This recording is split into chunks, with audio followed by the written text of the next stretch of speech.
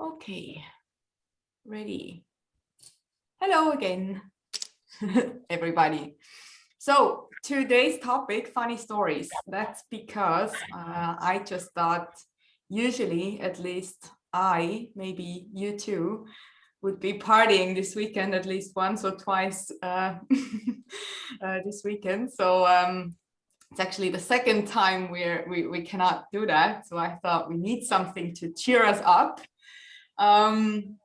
And I've been thinking about, it's just funny topics. And also, if you think that actually a lot of things have to be perfect and to work out well on an event, at a gig, if you book a DJ, usually that's not reality, but usually we as the people joining the party don't really notice that or don't really hear the stories. So I thought it might be very interesting to have a look behind the scenes and listen to some funny stories our artists actually experience when they're on the road. So I'm really excited about that. Yeah, Mateusz, do you want to get started? Yeah, I can, of course. First story. My first story, maybe for the beginning, I should start with my first gig. It was, I was about 15 years old.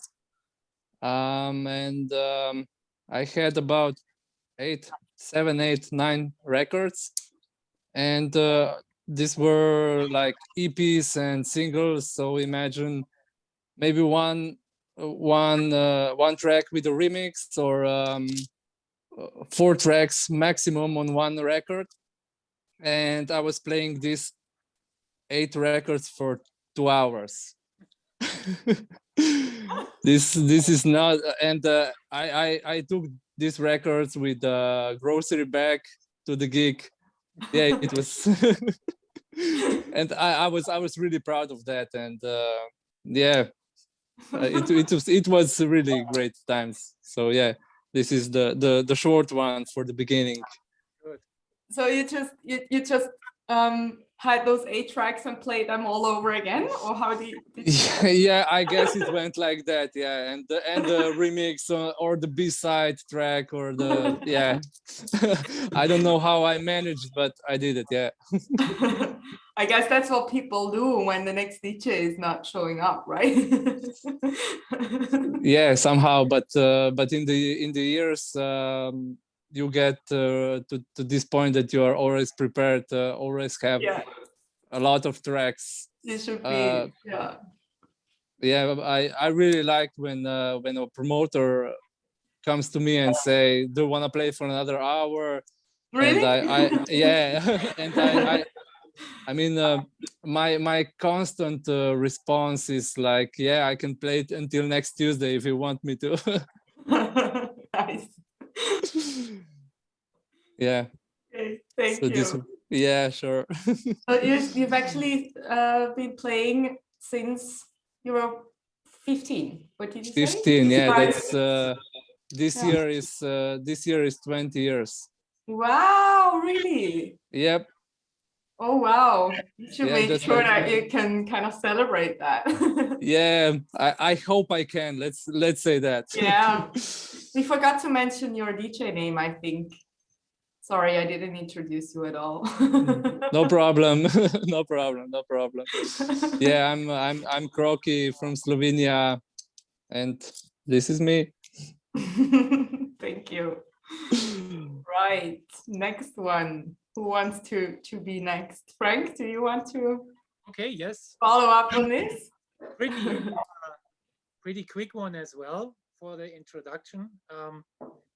I've been asked many times from promoters, Frank, are you interested to do a live set, a live performance with Aces? And I really believe, for me personally, it's not the right thing. I tested it 2 times, and 2 times it, the first time was so, the second time was a disaster. This is my second story. And the first time ended with something really embarrassing. and this is my short introduction for today. I was actually playing with a laptop, a prepared live set for ACES at In Control in Holland. And for the ones who don't know, In Control is a huge, big festival with a couple of stages, and my stage had at least 2,000 people, and it was packed all over. And the DJ who was supposed to play after me was Scott Project, and I was actually finished with my set, with my laptop set, and so Scott Project was next to me, placed on a different setup. I was finished with my setup there, but there was a guy in the back with Technique who had the control about both monitors and speakers and everything. And he didn't tell me anything. I just did my stuff there. So I closed the programs on my laptop, and I closed the whole laptop. And you heard over the whole speakers at In Control about the hardware, the end of the echo in full volume, like really fucking loud. And the front people was looking into my face, were like, ha, and I was like, oh, fuck. It was really, really embarrassing moment to me. But yeah, later on you can laugh about this. It's really funny. How did you survive? How did you cope with that situation? Well, it was just a little shock when I heard this through the speakers, and then it was dark enough to hide behind. I really packed my stuff in the bag. You know, you can always and look into your bag and put the hat on and disappear. So yeah, that's what I did. And then just start over again. Yeah, no, I was finished with the set then. Yeah, I was finished, right. Yeah. Next day, I was searching through the forums to check if anybody recognized this and made fun of it. But a few people mentioned it, but more privately in chats. Arnvid is laughing. I don't know if you know this, Arnvid.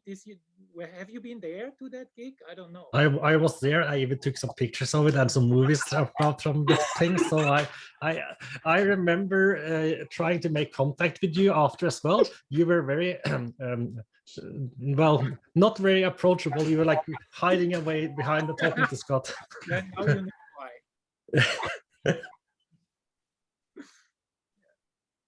Oh, wow. Thank you for sharing that. Story. The second one is again then about a live show, again on a Dutch big festival. But the story comes next then. After now Rolf can probably speak about his first function. Yeah, well, I have to say that on the contrary to Crocy, for example, I'm DJing seriously for like maybe 4 or 5 years or so, and so I don't really have too much stories to tell. But there's one that is also very embarrassing. It's actually a DJ nightmare. And yeah, I had this booking on a huge Belgium festival, and this yeah, well, my booker said, oh, that's a very good booking, you know, it's a very important festival. And so I was quite excited and had another show before, so it was like, okay, I was arriving on the last minute really, and running to the stage, and I was actually very much impressed when I saw the crowd. It was like maybe 4,000 people, and a DJ that I've never seen, never heard before was playing before me, and he did his last tracks, and obviously, you know, the whole crowd was on fire. And then I thought, oh great, you know, I start with this and that track and they're gonna explode. And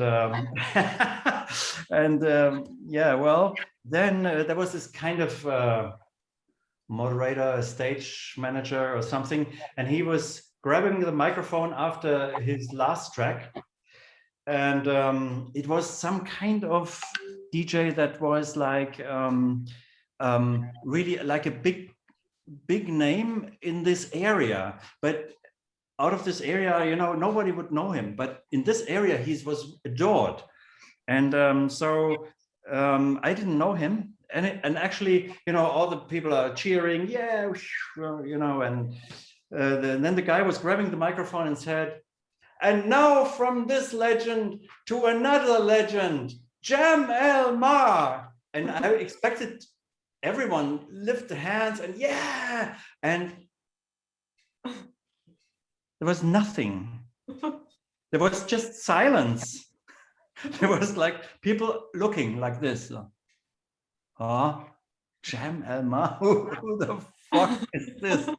And I was like, okay, well, good, all right, where's the start button? Then I started with the first track, and it was really energetic. I didn't know, I think it was like, yeah, so some rave track or something for the beginning, and the crowd wasn't moving at all. You know, they were just standing there looking at me.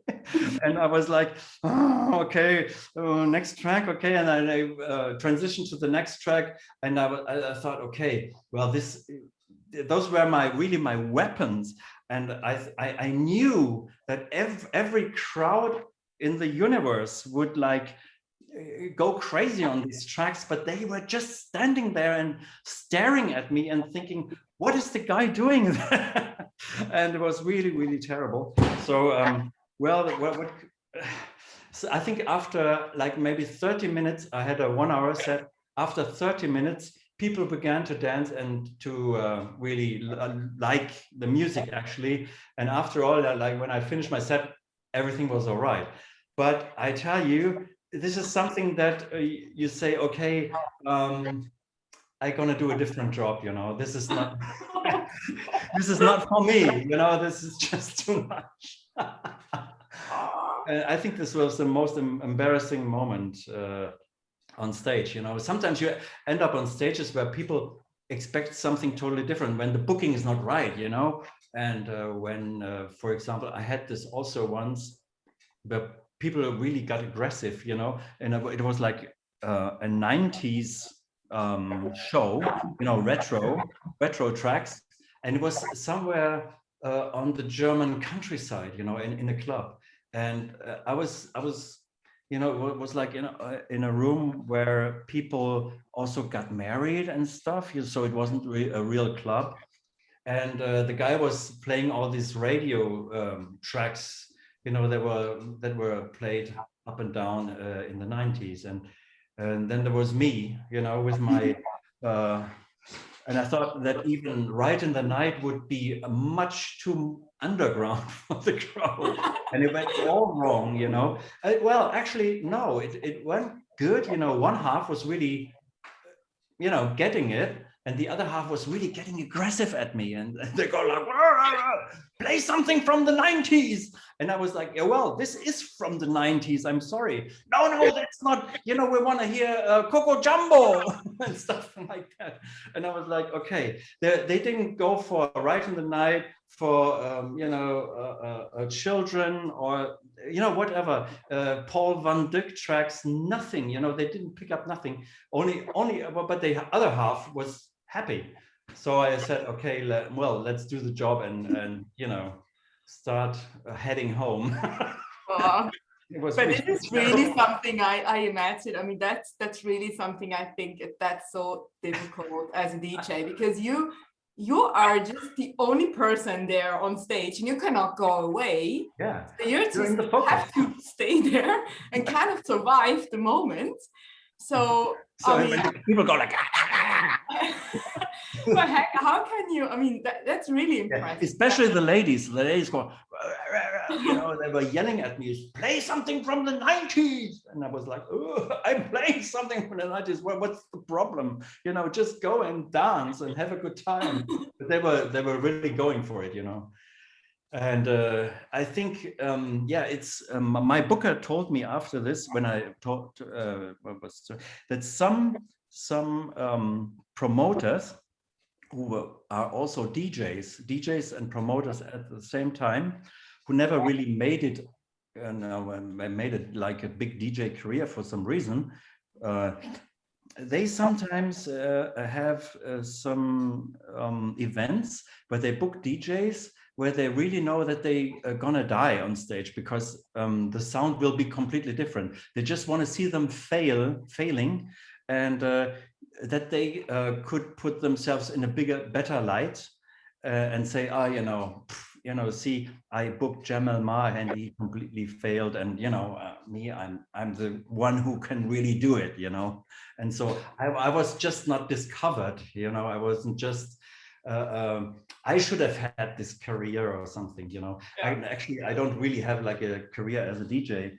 I just started really, and I started with some small live shows, and it became more and more. And at one point, I decided, okay, let's do it, and let's be a real DJ. But that wasn't like maybe 5 years ago or 4 years ago. So I'm actually a newcomer, as you know. Yeah, it's funny. It sounds a bit weird, but Mark Spoon actually was the DJ back in that time. Yeah. Yeah. Right. Yeah. But I'm sure you. I mean, did you go to the clubs, or was sure. the guy working in the studio, or? Yes, sure. I was going. I think the ones in the audience who were at our last conference know that I was talking about the Dorian Gray a little bit last time, and I went to the Dorian Gray quite a lot, and Oman Music Hall sometimes, and and sometimes I was touring with Mark Spoon. But not very often, because it could be lethal for you, if you don't have the condition of Mark. It could be like really a challenge. So I didn't do that too often. But funnily enough, back at that time, I wasn't really interested in DJing at all. I was happy to be not a DJ, and do this, that I could go to bed early and all this bull, And now I'm, standing before my almost heading my grave. I'm starting a DJ career. Why not? It's never too late. Oh yeah. Okay. Well, maybe we just share another story, because I think we still have to wait for Ellen. Apparently, he had a small accident, so it's nothing too bad, but he's just a little bit late, so he will just join in whenever he's ready. So do you guys have another story to tell us, Mateusz Crocy? Sorry, I pronounced it wrong, but yeah, you pronounced it perfectly. I have another story and a lot of other stories, but this one actually happened about a year after the first one I told. I got invited to play at one of the most popular clubs in Slovenia. It was back then Club Lipa. As I said, I was 16 years old, and I was playing in a packed club, let's say about 1,500 capacity. I had a back-to-back with my friend, and to explain it to younger generations how bookings went at that time, it was 2002, and I had we sent out a lot of promo CDs to promoters, and on the CDs you usually wrote your email or telephone number and other info. And I got this booking by a phone. So I never met the promoter. He never met me. We didn't know how we look like. And at the let's say at half of this set, I was searching for the new record I should play the next. And the promoter came into the booth and kicked me out. And he said, "You have no right to be here. This is only for DJs." Imagine a 16-year-old playing in a really popular club in Slovenia. And I didn't even had a chance to introduce myself because he was so angry and anxious, and he had a lot of running around, and luckily he left the area so I could go back into the DJ booth and mix another record. And and the next day he sent me an email, like really long email with apology, and to put me on the guest list for life in this club, and I will get a lot of bookings in this club. But yeah, I got a lot of bookings at that club, and never from him again. Oh, really? Yeah. So yeah, Wow. that's the second story I had. But I mean, actually, it's also quite young. I mean, 15, 16, that's quite young for Yeah. a DJ, yeah. Yeah, but I at that time I really had a lot of bookings, like for maybe 2-3 weekends. So yeah, I had a great time back then. Yeah. Wow. So you never saw that person again? No, we later we became friends and had a really good time partying, but he Okay. never invited me to another gig. But that's not a problem because I had other gigs and it was really cool. Yeah. Wow. Did you guys have other stories with promoters? Nothing special? Anyone else? No? No. That's interesting, because I thought that's something, you know, that happens usually when people don't really know each other. Can be that, yeah. Yeah, Olivia, what about you as a promoter? Do you have any good stories As a about promoter. waiting for DJs or? Well, I don't really see myself as a promoter, but well,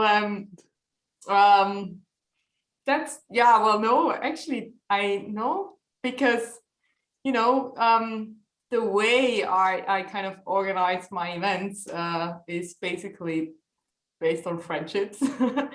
So, Yep. but what we're actually doing here reminds me a lot of the night we had before our event in, what was it, end of September? September, yeah, Yeah, last year. exactly, the second Shiny People party, when all the DJs came to my place for dinner. So you Croky was there, Aces was there, and yeah, Höhenflug was there, and Simple was there. Marcel, yeah. Marcel, Simple, yeah. yes. And we had such a great night. It was so much fun, and yeah, that's also kind of, we shared stories. You told us stories you had experienced.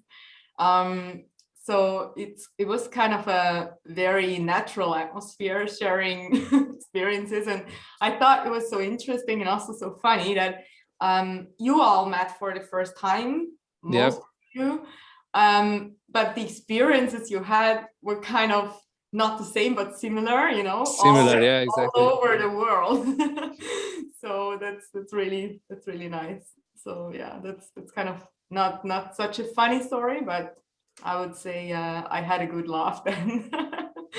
Yeah. Yeah, I have another story about that day. I have prepared. Really? Yeah. I think we talked about that, but I'm really afraid of ferries, as in car going on the boats. And I took a bus ride to Zurich that day, and we went through Bodensee, or what is it? Yes, Lake of Yeah. Constance. Yeah. Lake of Yeah, Constance. exactly. Yeah, and I saw a bus driving to the ferry, and I was like, oh my god, what's happening? No, I'm not doing that. No, I'm not doing that. And yeah, I don't know. I'm not scared of boats, but the principle of car going on a boat, not for me. So yeah, I had a bit of adrenaline right there, but yeah, I made it through.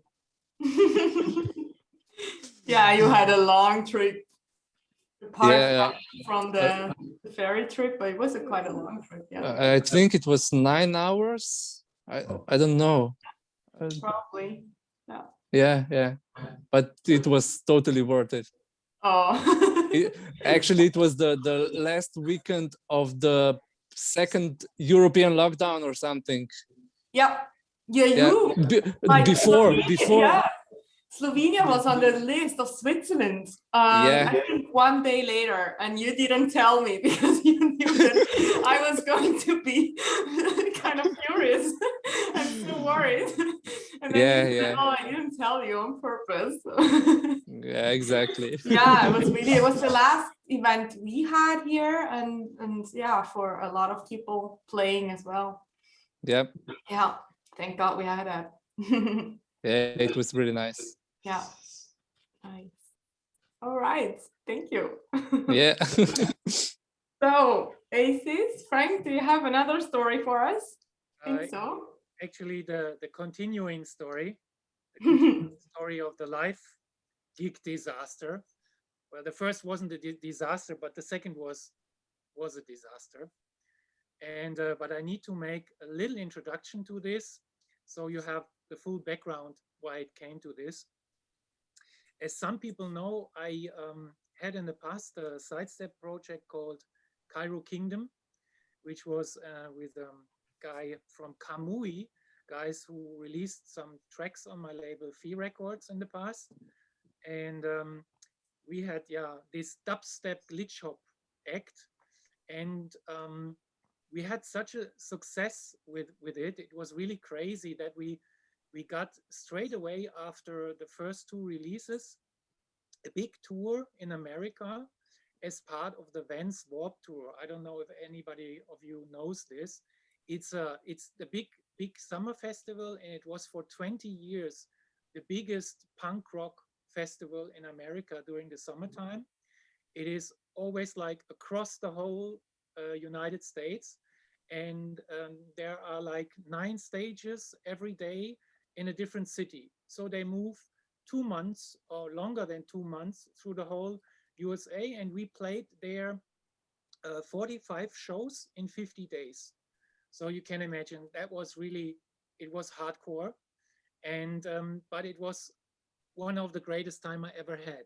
And we had to play only 30 minutes live on a small Spotify stage, and we prepared everything in Ableton, and we had an APC 40 which was connected to a laptop and Ableton Live, and so we were routing some effects and tracks to buttons, and we meshed there the whole time. And I really started to love this way of presentation, the music. For I mean, in this case it was very necessarily because we mixed so many different styles, starting with 80 beat per minute, going up to 100 BPM, 110, 120, 130, and at the end we finished with 180, because we went from glitch hop to drum and bass at the end, and that everything in half an hour, and it was not possible in the classical DJ way. So we had this kind of MPC controller stuff with us, which made it more easy for us.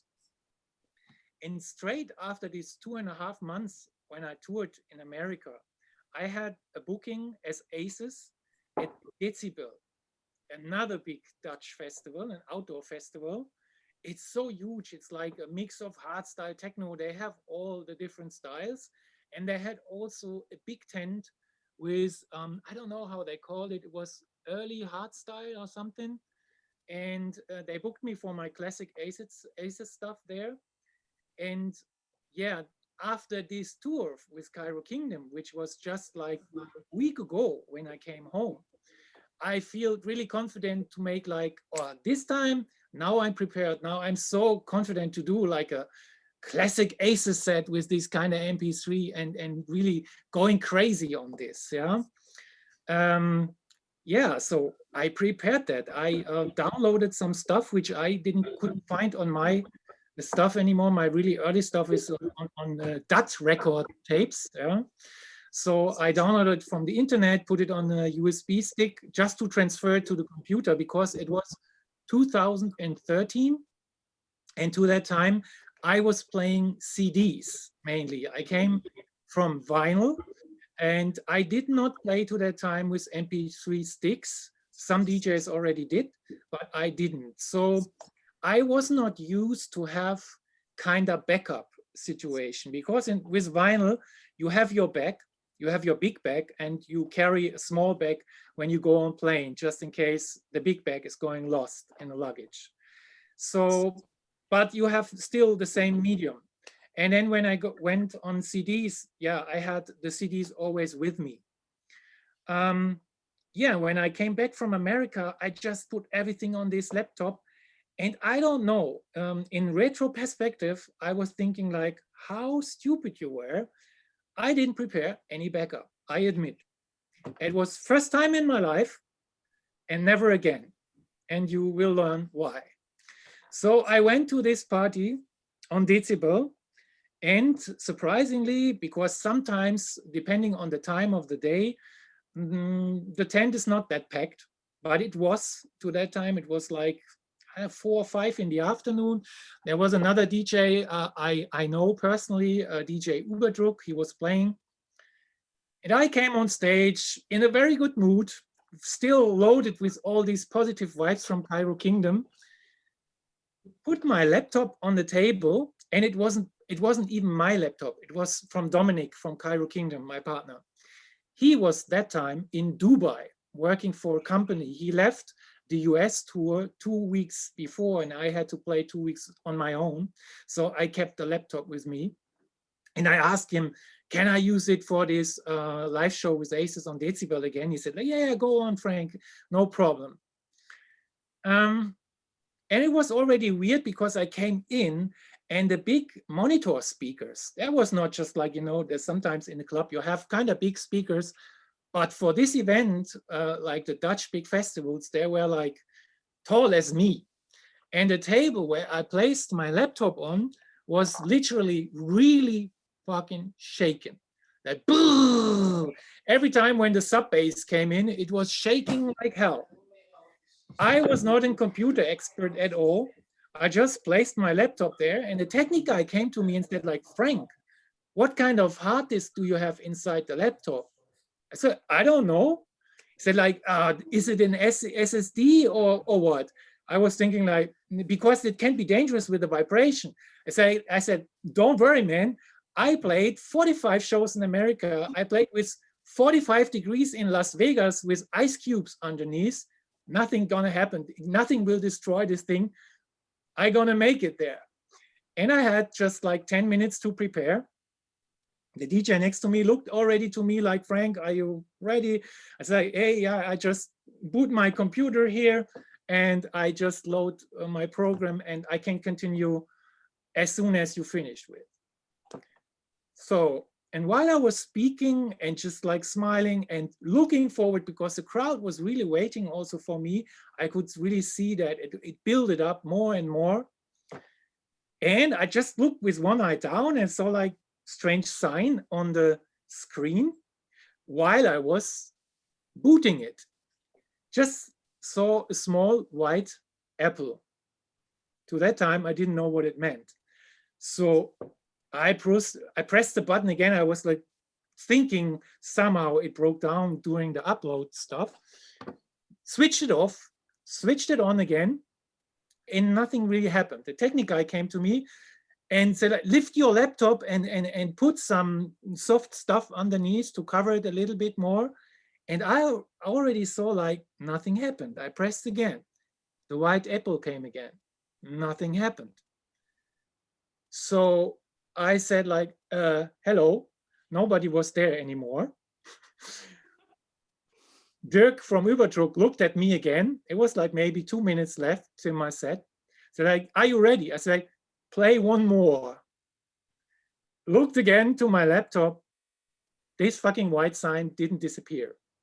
I switched off again, got in panic, took my laptop outside the stage, went outside the stage, outside the tent, because I had no phone connection inside as well, and tried to call Dominic in Dubai.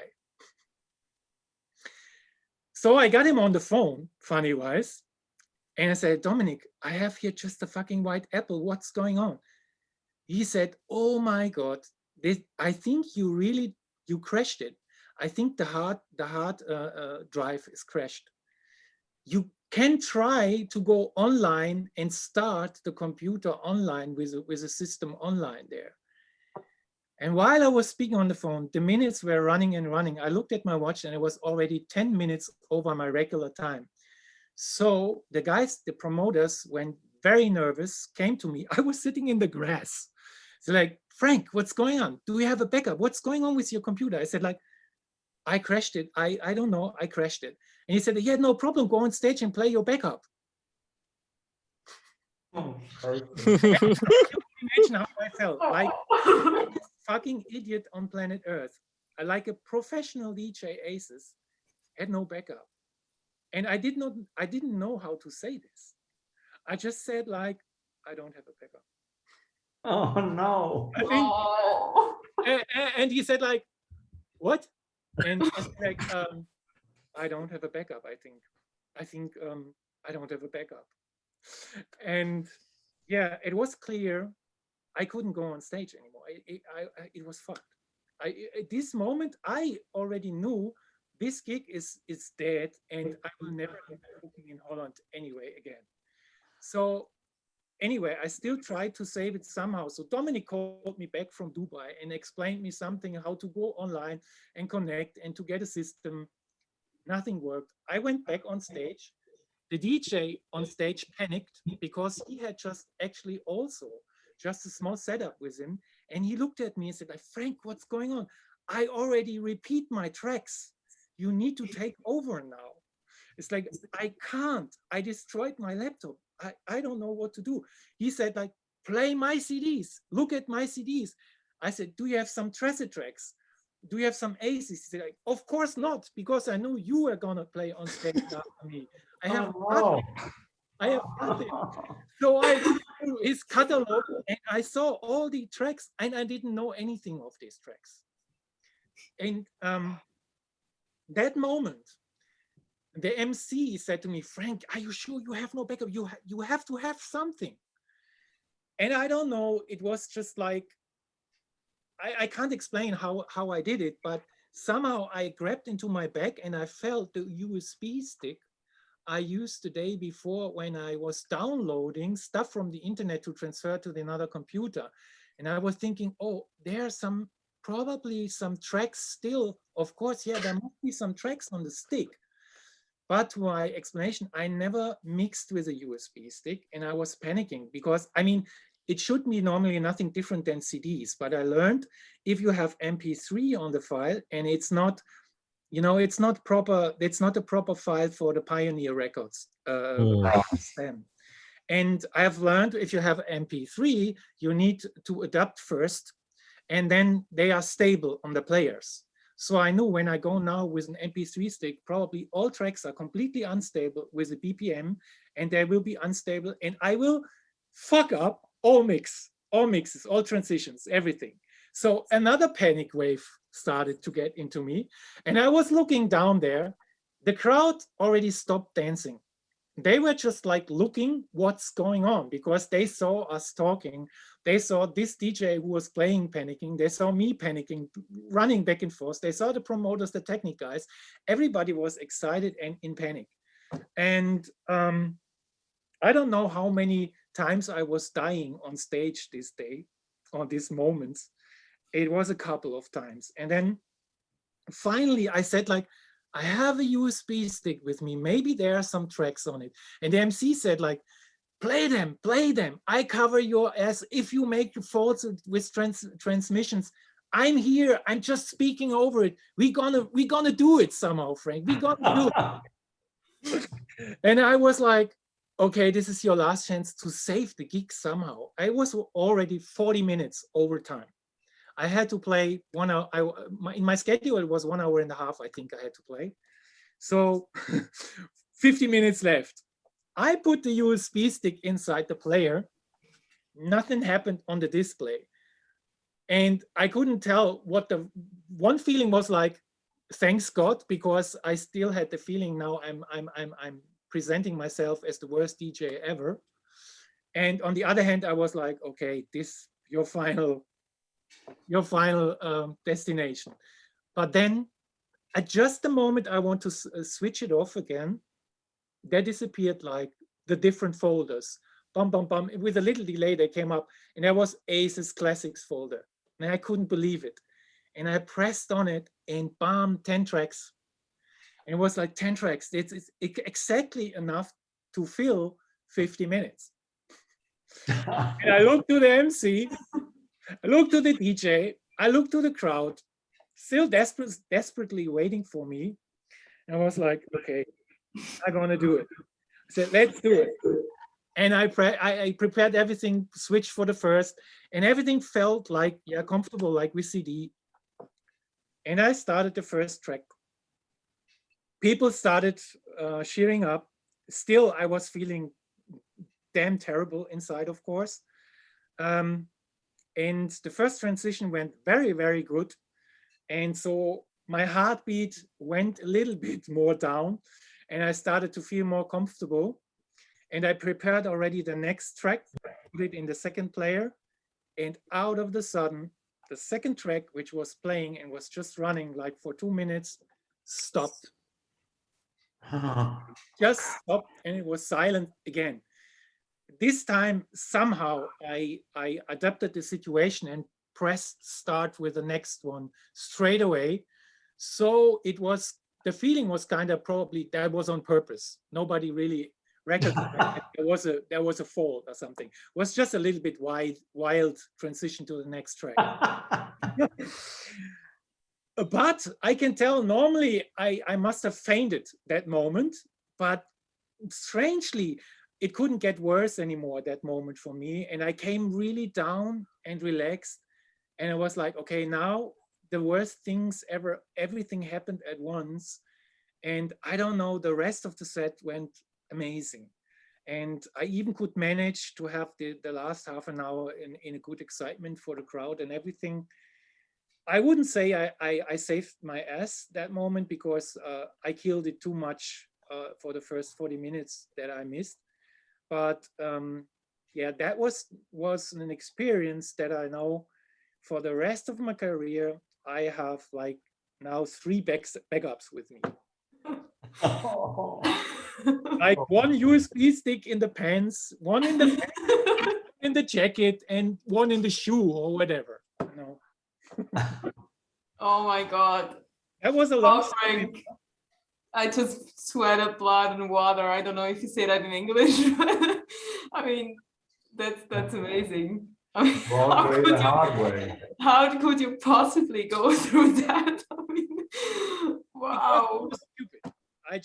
I admit I don't know. It was just a two and a half months before, which put me in such a great mood, probably 2.5 months on drugs somehow with my hormones. And I felt so safe. I don't know.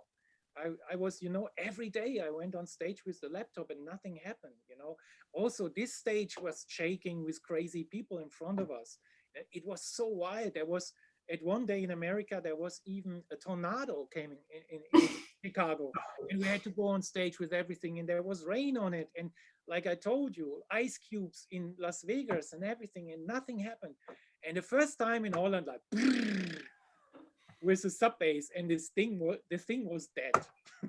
Do you really think it was the vibration that crashed it? Yes. Wow. Yeah, it was for sure. Yeah, most likely. Because it wasn't an SSD drive, which is more safe in this case. Yeah, but Frank, now you know. Yeah, Frank, did you search also for the at the forums for this gig? What people thought? No. No. And they never booked me again, like the Decibel guys.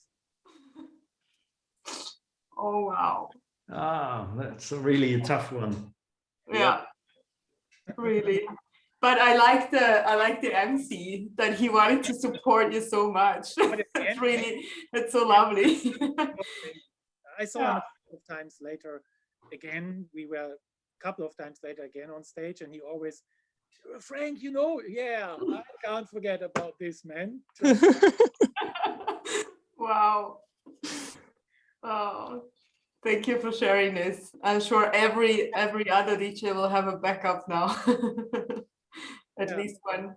Yeah, backups are really, really important. Yeah.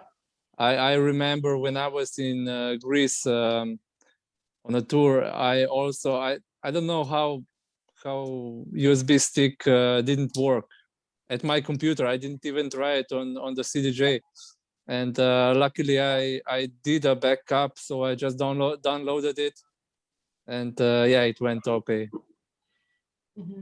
From that point. Yeah, it's also different. I mean, coming from back in the vinyl days, you just had your vinyl, right? I mean, it was just hardware, so you didn't have to think about backup of the, you have to think about when your bag probably getting lost in the plane. That happened to me a couple of times, so like 2 times, I remember. But then, yeah, I had the small bag which you could carry on plane, with your hand luggage, and that was always the best weapons I had. So that always saved me. But yeah, I don't know. I like I said, it's really the first time I had no backup, and then it got me.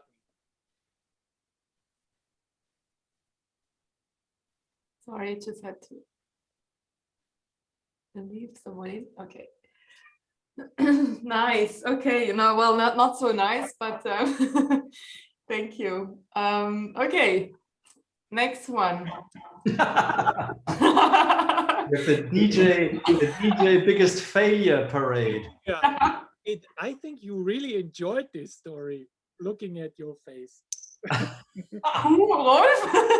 Next one, next crazy. No, I'm so sorry. Actually, I really felt with you when you were telling the story. Yeah. But still, I'm sorry, but it's kind of weird because yes, I do have to laugh because now, retrospectively, now I can only imagine how difficult and how crazy this can be. And if I was there, of course, I would have reacted differently, but oh my God. You would go like, woo! No. No, but it also shows that, it can always happen. I mean, I have to ask Anvit again because he visited so many gigs of mine. Have you been there as well?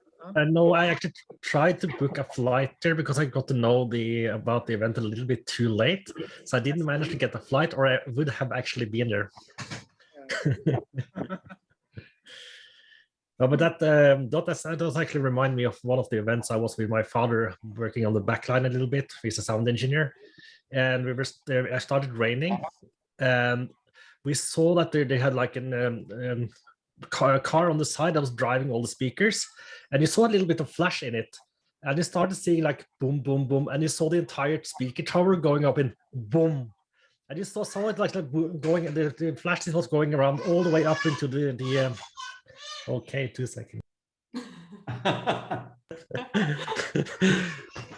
And we have to like unplug all the cables in the mixer and everything in the like the back end sound systems and everything before it took down half of the systems of the sound speakers and everything.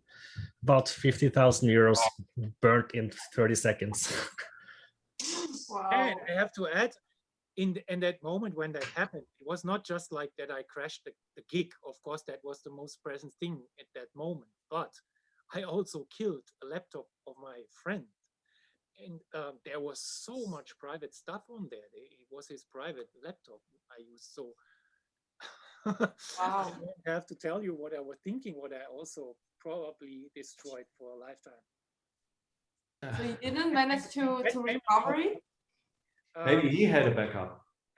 Yes, but he lost a little bit of stuff. Yeah.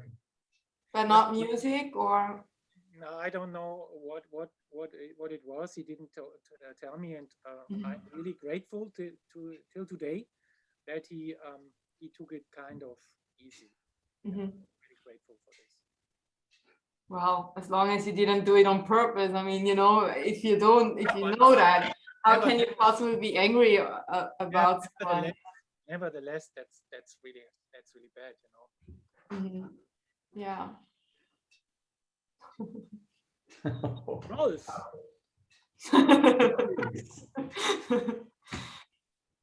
I'm pretty sure you can top this. No, not really. I think, this. It's really a shame that Mark Spoon cannot join us. But of course, I know a few stories about him that are not really meant to be published in the public.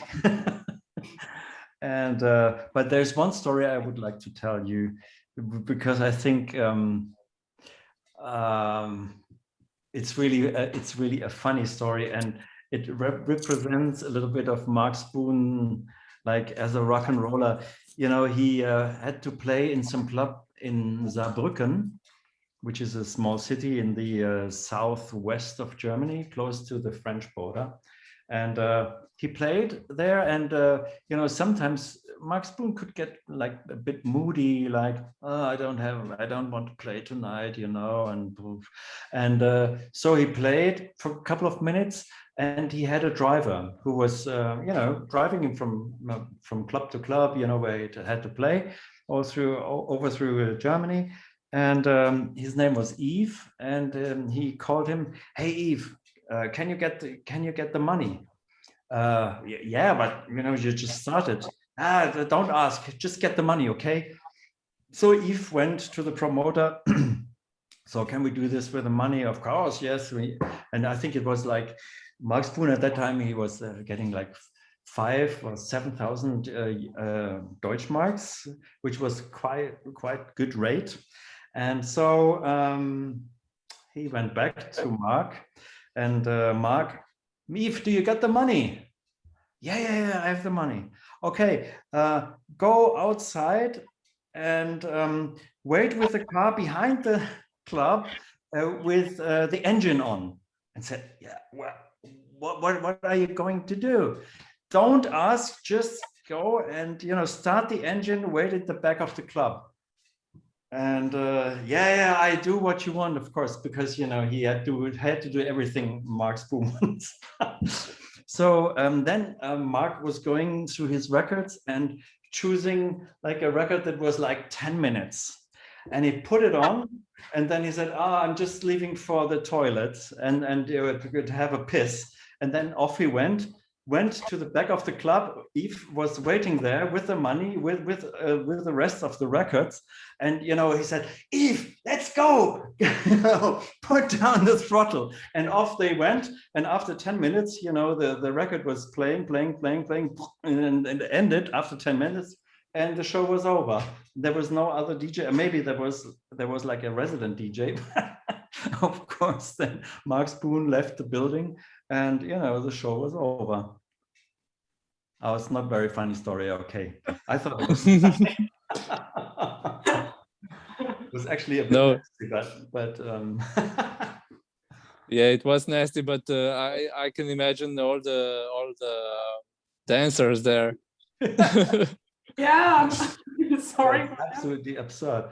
And the funny thing is that that the promoter, who was a big Mark Spoon fan and he liked his way, he said, that's all right, I'm gonna rebook him. And he rebooked him, and Mark did the same thing again, but then it was over. Completely over. Yeah, so it's quite crazy. well, I have maybe another good failure that I did on a festival in Germany with Taucher. And when Taucher is playing before me or he is playing after me, there's always chaos for some reason. and he's a nice guy. I like him very much. But when he's playing, when I have to take over, then there is always chaos. Or when he takes over, then it's always chaos. So yeah, you have to be really, really alert. So the first time when I was playing with him, it was like, okay, this is my last track.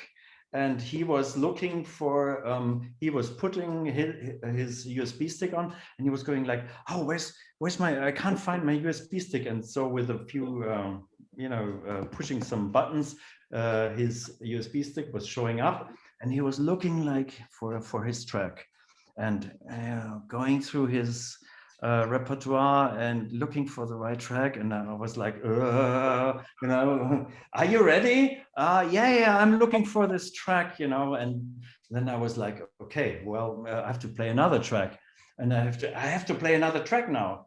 Yeah, go ahead and play another track. So I played another track, which is a bit stupid because you save your bombs for the very end, and so I had to continue somehow. And so, but then he said, "Oh, I think I found the track now." And so I was okay. And he wanted to. I made a full stop because he wanted to start over again, completely new. Didn't want to make a transition.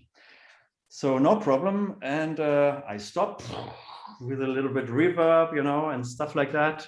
And then. He wanted to start, press start, and he was going like, where's my track? Where's my track? And I was like, I don't know. And then I saw my USB stick was still in my player, and I accidentally put off his USB stick. So for some reason, I completely fucked it up, and I put it back again. Everybody was pushing buttons like crazy, and then he reached some piece of Andreas Vollenweider or something, which was completely out there. And and the next time when he was taking over, he was pulling out my USB stick, and then the CDJs usually when something is playing and you take off the USB stick, then it goes into some kind of loop. Emergency loop, yeah, exactly. Yeah, so it was going like all the time, really at a completely stupid place. And I was like, okay, you take over now, I'm off. And so it was really, really crazy. Yeah, with Taucher, it's always entertaining. Oh, I can only imagine. Yeah, he's a great guy. I like him very much. Oh, wow. I had one experience at Nature One when they shouldn't do that, but it was like his set time was over and he had the last set. So they put out electricity, so in the middle of the track, so he couldn't play the track until the end, which is really, for me as a listener, horrible, but I can imagine for the DJ, that's just a total no-go. Yeah. So he was just the rebel itself, and he went up to the stage, and then he just sat down, took his cigarettes, had a smoke. So it's very easy. He just didn't go away. He talked with people, and he was just so demonstrative. But we loved him. I mean, it was just such a no-go that he was allowed to do everything now. Oh dear, it's terrible. Yeah. Right. Okay. Anyone else? Next round for you. Next round for me. Yes. Yeah. About some minutes ago, I was talking about Greece and the backup story. On the same tour, well, we usually learn from our mistakes, right? And when we DJs go on a tour, we pack only certain stuff with us. You don't need too much, and you hope you would need less. and I had only one shoes with me. And on the way to Greece at the airport, the feet of my shoe, it torn apart. No. And in Greece, it was raining for 3 days. Really? Yeah, and in Greece, yeah, I played in a city called Ioannina, and they call it like England of Greece because it's always raining. Maybe a funny story about that. If you know the track Betoko Raining Again, he wrote it in this town Ioannina. Yeah, and it was a weekend, so I couldn't buy new shoes. So the only way I could buy new shoes was on the way back at the airport. So yeah, it was 3 days with torn apart feet of my shoes. And when I came into the hotel room, I used a fan and dried them. Oh, poor Yeah, you. so, some infamous info about behind the scenes stories. Yeah.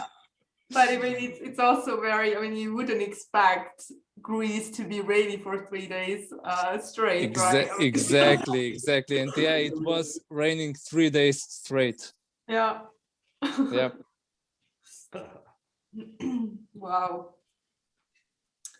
Well, speaking of England, Frank, do you have some England experiences? I could write a book about experiences, let's say in the UK. Okay, yes. There's one, I mean, all our stories are, yeah, around gigs or the traveling, and this is a traveling story. I was thinking about when it was, and I can't really say it anymore. It was somehow between 2008 and 2010, something in this area. And I was booked for a big event again called Park Life. Does anybody know? Somebody know Park Life? Yeah, sure. Yeah. So that is very close to Glasgow.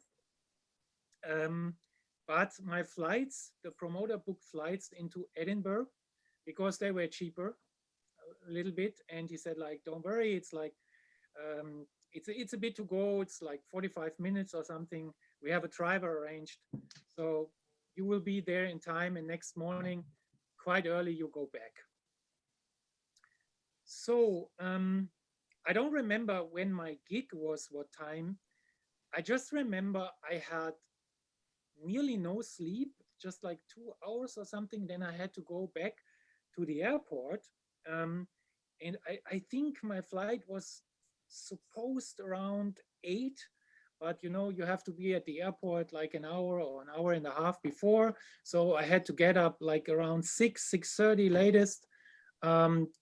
Also in mind the drive to Edinburgh. So yeah, I don't know, it was like 5:30, my alarm was ringing. And I admit I had the night before a little bit of alcohol and beer, and that's the most comfortable way to stay in UK, to survive UK hotels. Because I'm a pillow fanatic, I need to have a good pillow where I can rest my head on.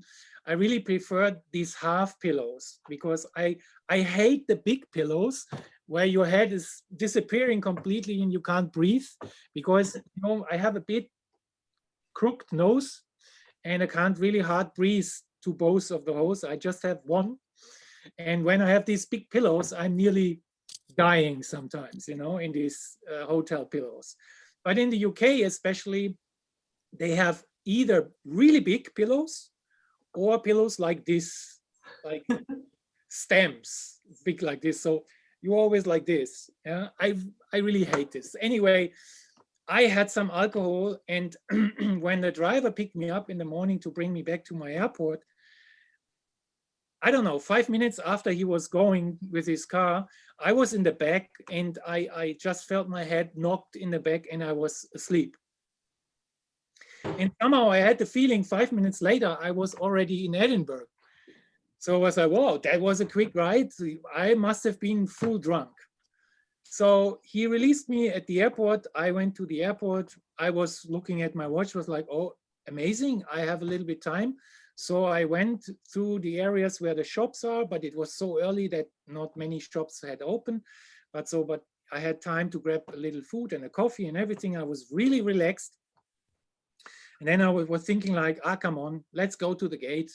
Don't waste your time at the gate. You have all the security stuff behind you and you can be more relaxed. Yeah. So I went with all my stuff to the security line. And I don't know, you know, at some airports you have to show your passport, your ticket before, and they scan your ticket, and then you can go to the security check and give your luggage and your clothes and stuff. So I was in that line. It was a huge line, and I came to this line, and I was still half sleeping, half drunk. And the guy, the policeman or the controller, took my ticket, and I go, dude. I didn't really pay attention to this. I just looked at him, and he looked down, and I go, dude. And then he looked again, and with a very hard Scottish accent, he said to me, "You're going from Edinburgh, right?" And it's like, "Yeah, I'm going from Edinburgh."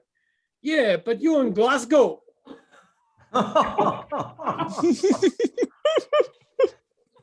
Okay.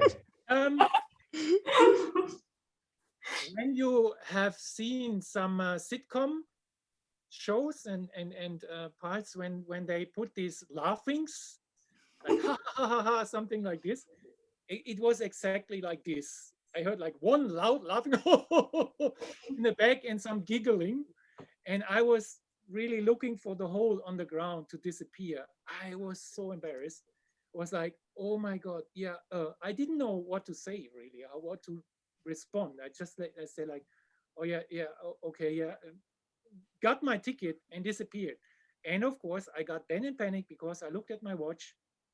I don't know. I was just like, I didn't really have time to go to Edinburgh anymore. So still, I tried to call the driver who just released me half an hour before.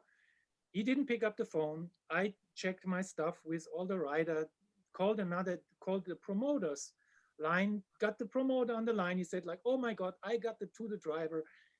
The driver came back and he said like, don't worry, Frank, I bring you in time. I know the road.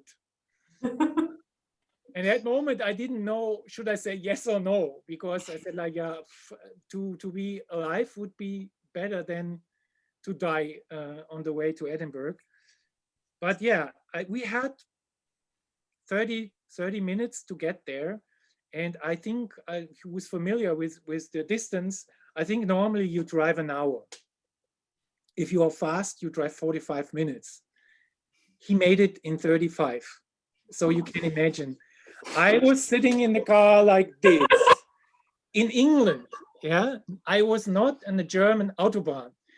He was driving like fucking hell. Everything, he had the gas pedal to the maximum the whole way. And I was just, one time I said like, you have speed cameras, yeah? I know where they are, don't worry. And really, I was sweating blood and tears, and I just was saying like, can you just like, yeah, we will make it in time. Don't worry, Frank. And yeah, I made it in time, but the very, very, very last minute, when he released me, I had my record bag, which was like, I don't know, 10, 15 kilograms. And I was running with this bag to the gate. And when I reached the gate, I actually really saw one person who was just going to the tunnel, to the plane. And then I reached the plane, I was sitting in my seat and my hair needed a hair dryer and everything. I was sweat completely with my t-shirt and my jacket. I was destroyed, but I was also happy that we made it. But this was a suicide race on the Autobahn, on the motorway in England. Wow. And this all after 2 hours of sleep and a drunk night, right? Exactly. Yeah, yeah. Terrible. Wow.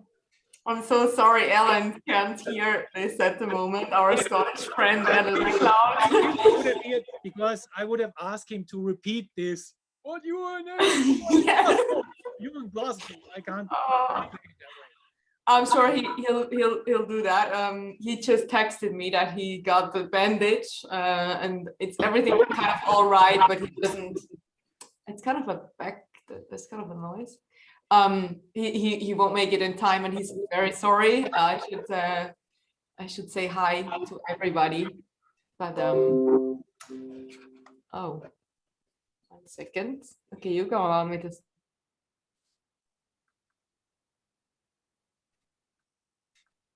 Right, I found the live set. You found the live set from Decibel. Yes. Oh my God, I should ban this. But you probably hear the gap of this one track, which just stopped out of the sudden. If it's the 2030 Remember Party, they actually released it on SoundCloud. Yes, And that's exactly that one. That was Yes. 2030 when I had the tour on the Vans Warped Tour, and that was the last Decibel I played. Yeah, I sent it to you in PM so you can Yeah, see it. I will do it before I go to sleep tonight. For sure. Oh, wow. You have yeah, quite exciting story. Thank you.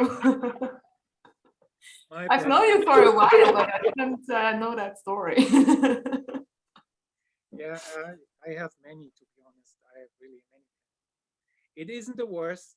I have more worse one, but they took quite some time to tell. Well, feel free if you want. It's one Australian story. I just can tell you what it is about. One time my promoter asked me, I have to tell that in Australia, I started to tour already 2002 or 2003 the first time, and regularly each year. And the Track stuff was very popular to that time. And Aces, yeah, I had a really big name down there. And so my promoter was always happy to book me. And he said, like, in 1 year, he toured me in June or something. He said to me, hey, Frank, by the way, I did it one time with another artist. This is a hell of a tour. Are you able to do this? I asked you one time and I'm really curious if you want to do it. If you want, I can bring you down to play New Year's party here in Australia. You would have to play 3 shows in 48 hours. So you would go from Germany to Sydney directly, which takes you roughly 24 hours with the plane, with a stopover in Singapore or Bangkok. Then you play there like a couple of hours later, the New Year's Eve party or New Year's Eve party. And then you go in the morning, very early, straight to Melbourne, where you play an afternoon party at Sunshine People, like at 4 o'clock in the afternoon. And then you go straight to Perth, where you play the final gig in the night. And the next day you go back to Melbourne. So this is, you have to be like so super fit with everything, with your health, with your body, with everything, and 3 gigs in this short time without doing drugs, I have to say. It's a hell of a thing. And I said, because I loved, and I still love Australia and the people over there, and I said, yes, I'm gonna do it. And I can tell you, from the very first till the very last thing, there went so many things wrong. It's unbelievable. It's really unbelievable. About this small 48 hours, you can write a whole book, believe me, like at least a big chapter. It's really, you don't believe what happened to that in that time. Like really everything. It starts with a plane ride in Singapore, when there were a bunch of workers they put into the plane. And I had one guy, I feel really sorry for him, but he had his eyes, his white was blood red, and his hands, I couldn't see really his skin. it was disappeared behind something. It looked terrible. And he smelled terrible out of his mouth, out of his throat, like he had the biggest flu infection, whatever. I didn't know what it was. And I had to sit next to him like for the next 8 hours, really close. And I'm really sensitive with smells. And I couldn't hold my head straight to him.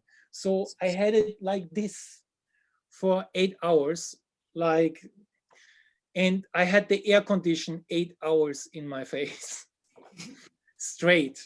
And there how it started, and it continued that I went out in Sydney and was waiting for a taxi driver to bring me into the hotel where I had to play the first show in Sydney. And the line on the airport waiting for taxi drivers was huge. They started already inside the building somehow. And then I was like, okay, I don't make it. And he said to me, you have to make it into the city before 7 o'clock, because then there start fireworks for the kids.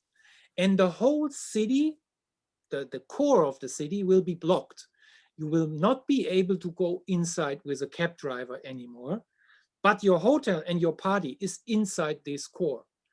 So I went outside, I saw the taxi line, and I saw already impossible. Till I have a cab, I have only like 30 minutes to go to the city. And from the airport to the city with on New Year's Eve, I reached 40 minutes later, the cab, and the cab already was standing in a big traffic jam when he went from the airport to the motorway. So I was like, oh my God. He kicked me literally out of the cab in the city on the ring where the policemen blocked the streets. And I had not just like a record bag with me, because I had my whole stuff for 2 weeks Australia with me, my big fucking suitcase with everything, my 20-kilogram record bag, my stuff I had with me, like, yeah, on the plane. So I was standing on the street there, and he kicked me out of this. He said, like, sorry, I can't bring you in. You have to go out. Please pay. I was so shocked. I couldn't find my money first time.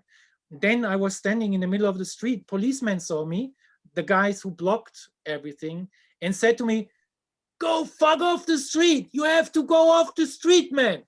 And I was like, sorry, I have to pay the cab. And please let me pay the cab, then I go off the street. I paid the taxi driver somehow. I went with my record bag and with the big suitcase in the direction of the policeman.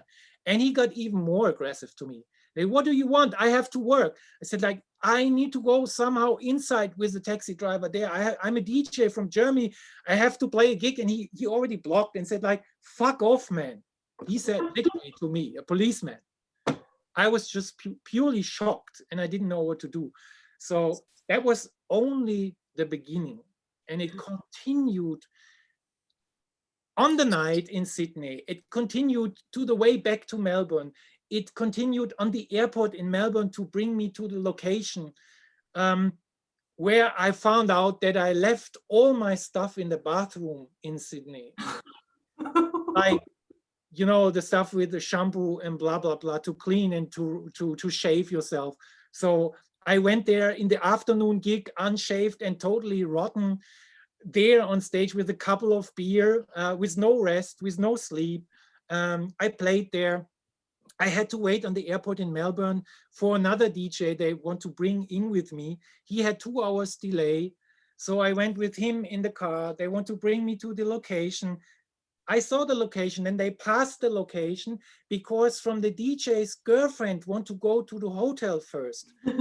So they didn't let me out there. They went straight to the next traffic jam to go to the airport. I still didn't have sleep and I had to play an hour later. So, but yeah, the girlfriend had to go to the toilet in the hotel room or something. I got furious and I got like in a big argue in the car with this guy and the driver. So you can imagine. Then I went with my suitcase through the whole ravers floor to the dance floor, get the VIP restroom to play, and half an hour later the set in Melbourne. I played it there, I smashed it there. I was really lucky again, but then I had to go straight back to Perth. And then I was sitting in Perth, really, really, really rotten and dead after 2 gigs, after all these nightmares, without sleep. I didn't tell you the story how to get a taxi driver in Sydney from the location back to my hotel. I couldn't find one. I was walking 1 hour and a half through the city with my 20 kilogram bag.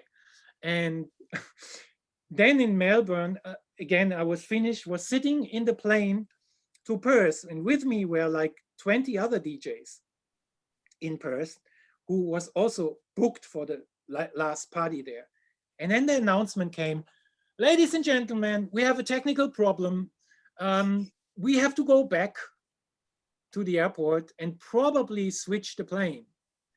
So the whole sets for the Perth show were gone because, yeah, we were going with a big delay there. And it was a never-ending story because the flight from Melbourne to Perth is also, it's 2.5 or 3 hours. It's not that close. I don't know. I was just sitting there and just took it, what comes to me, because I didn't have any chance. So you can imagine when we came in Perth with a huge delay, we were supposed to arrive there at like 10-ish, and we arrived there at midnight or 12:30 or something. I went out, and on the gate, on where the luggage was arriving, I had again my fucking big suitcase with me because I had always to bring my whole stuff. They said they were waiting for us. The promoters said like, hurry up. We changed the set times. We're gonna manage this, but take your stuff with you quickly. I grabbed my bag. I grabbed my record box, my big suitcase, put in the car, whatever. We were driving from the airport to the location of the party.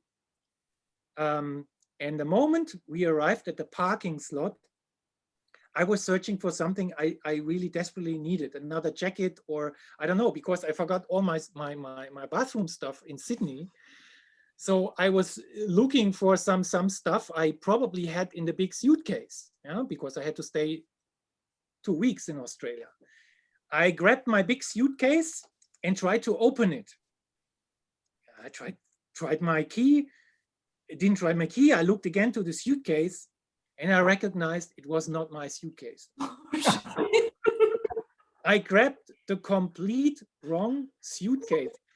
So I was not just without my bathroom stuff. I lost my whole fucking luggage I was preparing for Australia. Oh, I really was desperately crying for help and said like, somebody have to go back to the airport and find my fucking suitcase. So yeah, you can, I was looking really like I had like this already, this beard here, yeah, looked like I don't know, 16 years old boy, and it was really crazy. You I had to go again. Whole DJ cliche. Yeah, and then I played also again. Somehow I managed to rock the place because it was just like in a movie, you know. But after this, I was really more than that. You can really imagine. I still had no sleep, and always I had nothing to change anymore that moment. So I was just in my totally sweat t-shirt, and was after this I was walking around like a zombie, and the people came to me, Frank, let's make a photo. Let's make a photo. I didn't want to make a photo because I knew I looked like a fucking zombie.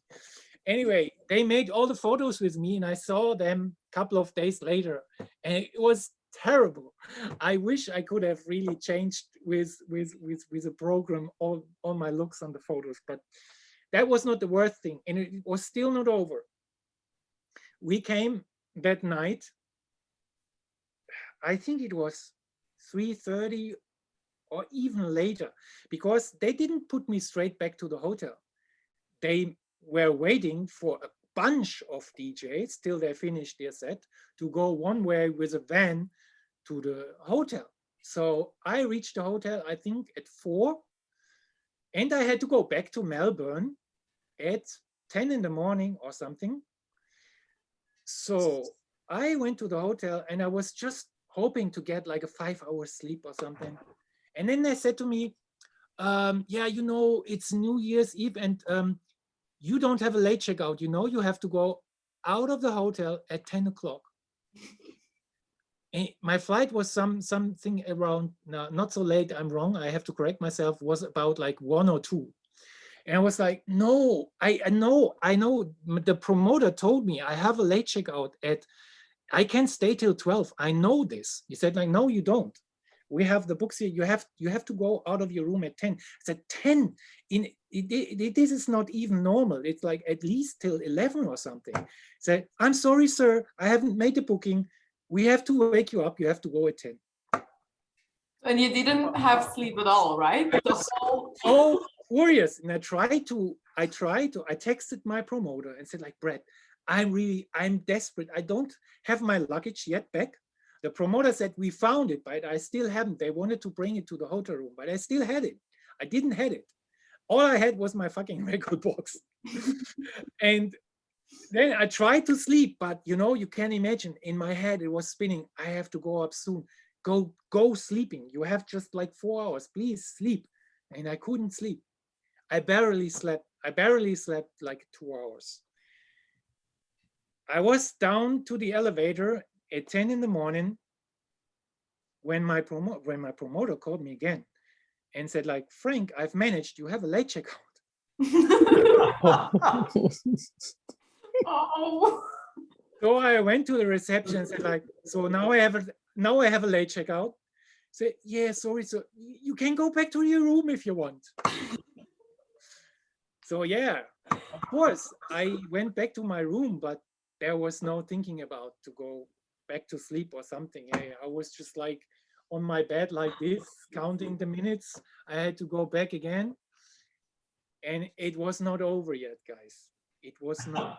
What a story. They brought me to the airport, to Perth. And believe it or not, I saw it already when the car was driving me to the airport. I saw outside a huge line. I said like, oh no, please, please, please, please let it not be the line I have to go and to make the check-in. But of course, it was my line. It was the only line. It was the only line this morning on Virgin Airlines, which was so huge. The other one was kind of empty. And I looked at my watch and I was like, don't let me miss this flight. At least I had my luggage back. Yeah.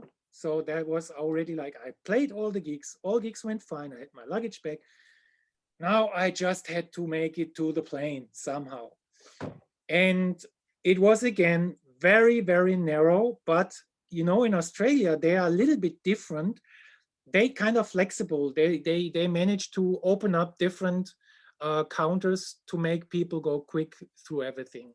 But to my disadvantage, they exactly did it when I was kind of next to the desk.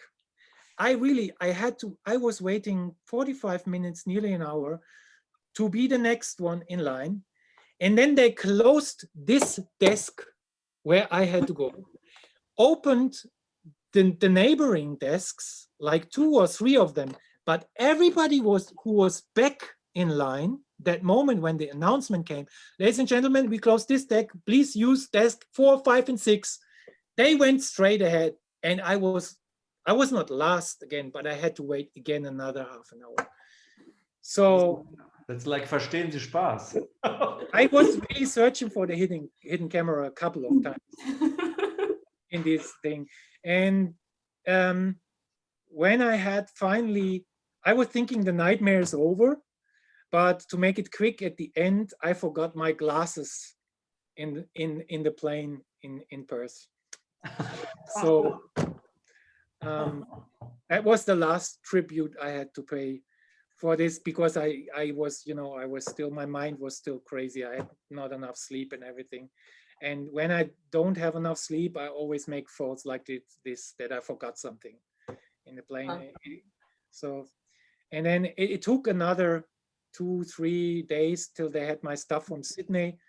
But the rest of the tour I really enjoyed, and the time I always enjoyed with my friends and people down there. It was amazing. But these 48 hours, yeah, my promoter Brad told me, "Oh, Frank, come on! I told you it's gonna be rough." But Wow. And I can only imagine. I mean, that's so hard on your nerves as well. If you don't get any sleep, you kind of, you know, you can't take it anymore then, right? I mean, wow. this is why I also just mixed up the bags, the suitcases and stuff. It was just all a result because my mind was not there anymore, like 100%. I was just like in some constitution, where I not was fully in my conscious anymore. Yeah, and when it starts already like this, you're kind of in that negative spiral, right? It kind of goes on and on and on. Yep, exactly. Wow. And it's crazy when you think like every time in this moment you think like, okay, that's it now. This is now the drama couldn't be worse. And then it's another thing, and another thing. It really drives you nuts. It's really crazy. Wow, what a story. Yeah, guys, that's my job for today. I'm thinking I've spoken so long now. Please take over. I hope I didn't bore you. No, it's amazing. Good. That's entertaining. I just wanted to introduce the story and then I kept going. Yeah. All right. Yeah, do we have anything else, or is it time to close it off? What do you think? Yeah, Or- I don't have anything on the top of my head. Okay.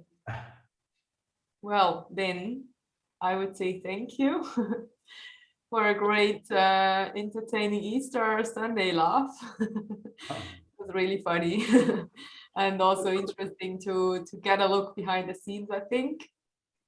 Thank you for this, and take care. Thanks, Olivia. Thank you. Go again. Have a great Easter Monday for those of you who have a day off as well. Yeah, we do. Thank you. Speak soon, probably in 2 weeks. Thank you for giving me the chance to dive back in my DJ's nightmares. Oh, I feel sorry, Frank. I feel so Sometimes sorry I think to kind of relieve it. should have never made a track Acid Nightmare and the B-side with DJ's Nightmare, because somehow I think everything started with this. Yeah, Well, so basically you cursed yourself. yeah. Yes. Yeah.